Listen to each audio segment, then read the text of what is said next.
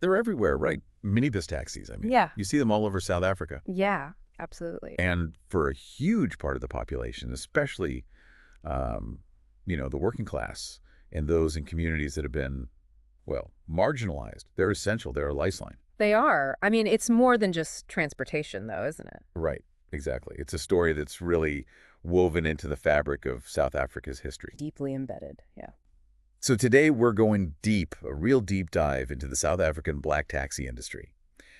And we've got a whole bunch of research to draw on, like scholarly articles, news reports, all sorts of things to try to give us a really good understanding. Yeah, a comprehensive look. And what we really want to do today is kind of unpack how this whole industry evolved. I mean, we're going all the way back to the beginning under apartheid when they were called pirate taxis, Right. and then through deregulation, this massive growth, the really difficult and violent times. Yeah. The complexities of regulation, modernization efforts, and this really tricky area of its relationship with law enforcement. Lots to cover. So much to cover. Well, Let's start at the very beginning. Like, under apartheid, what was it that created this need for this kind of transport in the first place? well, you have to think about the core policies of apartheid, right? Things like the Group Areas Act, which basically dictated where people could live based on their race. It was segregation, essentially. Removals, yeah. And then you had the pass laws, which controlled the movement of black South Africans, so their mobility was severely limited. They were often forced to live far from work, and the public transport that did exist, inadequate. And segregated. Absolutely. So there was a huge gap, a real need for something else. And that's where these pirate taxis come in. Yeah. I mean, it was almost an act of defiance, wasn't it, against these incredibly oppressive laws? It was. These early operators, they were unlicensed, but they were providing a vital service connecting communities, and they were facing constant risk, fines, jail time, Having their vehicles confiscated. all the time. It was a form of resistance, definitely. You mentioned something about the 1943 Alexandra bus boycott. Right. What can you tell us about that? That was a really early, powerful demonstration of the power of commuters. They were protesting fare increases. And you know what they did?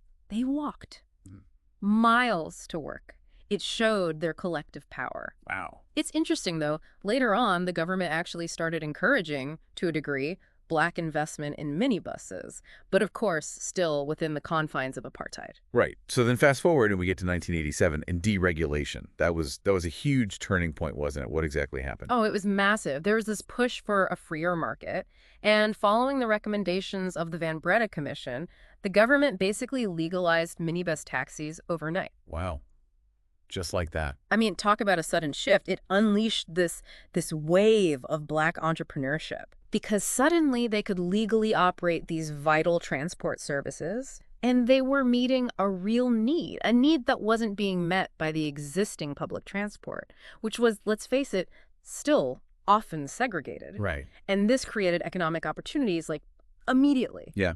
It became a real engine for black economic empowerment. Yeah, absolutely. You saw the rise of these significant black-owned businesses. I mean, we're talking billions in annual turnover, Wow. hundreds of thousands of jobs. It even supported all these related industries, vehicle manufacturing and so on. And because the state wasn't really stepping in to regulate things, you had these local taxi associations forming, to manage things themselves, to try to bring some kind of order. But that lack of oversight from the government would actually come back to haunt them later. Right. Because then we enter this much darker phase. Right. This era of taxi wars and the violence. Right. What was at the heart of that? Well, as much as deregulation brought all this opportunity, it also created fierce competition. I mean, everyone was vying for the same routes and passengers. Yeah. And this became, it was the main trigger for these violent turf wars between rival associations. And with law enforcement not really being effective, these disputes were often settled, well, violently. It's hard to imagine the impact that had on ordinary commuters. Yeah. Right. Just trying to get around. Devastating. You had innocent people caught in the crossfire, injuries, fatalities. It created a climate of fear. Mm-hmm. And it really damaged the industry's reputation. And, the taxi associations that were supposed to bring some order, well, they sometimes became part of the problem, using violence to control lucrative routes and ranks. So post-apartheid, the government must have made some attempts to try to regulate this industry, right? I mean, to try to bring some kind of order. Yeah, definitely. They launched various initiatives to try to formalize things. You had the NTTT, the National Taxi Task Team, back in 1995. Yeah. They were trying to create a more structured and safer environment. And then later, in 2000, there was the NLTTA, the National Land Transport Transition Act. Right. The goals were to improve safety, service quality, make sure people were paying taxes, and to try to integrate the taxi industry into urban transport plans. Sounds good on paper. Yeah, good intentions. But these efforts met with quite a bit of resistance, particularly from the powerful taxi organizations. They didn't want to relinquish control. And I guess we still see some of the same challenges playing out today, right? I mean, overloading, reckless driving, all of that. Sadly, yes. Full formalization is it's a work in progress. The Taxi Recapitalization Program, the TRP, that was aimed at replacing older vehicles with newer, safer ones. Yeah. That's faced a lot of hurdles. But we have to acknowledge the massive economic role that this industry plays, right? It's providing essential transport livelihoods for a huge segment of the population. Right. You mentioned earlier this really sensitive issue of the relationship between the taxi industry and law enforcement. Right. Can you tell us a little more about that? Yeah. There have been these persistent allegations about connections between some police officers and taxi ownership. And this has led to reports of corruption and collusion. In fact, back in 2000, a commission of inquiry actually found overwhelming evidence proving police complicity. Wow.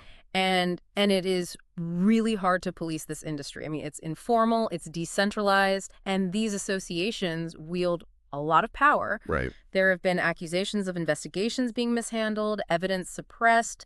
There are efforts to try to combat this, of course, through the Independent Police Investigative Directorate, IPID, and other initiatives, but it remains a really significant challenge. So looking ahead, we're seeing a lot more talk about modernization, right? What's happening there? What are the trends? Well, technology's playing a bigger role, that's for sure. We're seeing more mobile payments, cards, apps, route optimization, fleet management systems, all these things that can really improve safety and efficiency. And there's this move towards modernizing the fleets themselves, like with the eComfa. The electric minibus taxis, right? Exactly. They have the potential to reduce emissions and costs in the long run, although there are, of course, challenges with the initial costs and the charging infrastructure and all of that. Right. And, of course, the industry is having to adapt to competition from ride-hailing services. Right, like Uber and those sorts of things. Yeah, and they're doing that by embracing technology themselves, developing their own apps, even potentially looking at collaborations. Interesting. So, I mean, it really has been an incredible journey, hasn't it, for the black taxi industry? From its roots in resistance against apartheid to where it is today. Absolutely. From an act of defiance to a fundamental part of the country's transport infrastructure. It makes you think, though, doesn't it? I mean, given this history of resilience and these steps towards modernization, what other innovative solutions might emerge to tackle the challenges that remain? And what role do we have, I mean, as commuters, in demanding safer, more regulated services? Important questions. Really is. Yeah. Thanks for this deep dive. It's been fascinating. It has. Thanks for having me.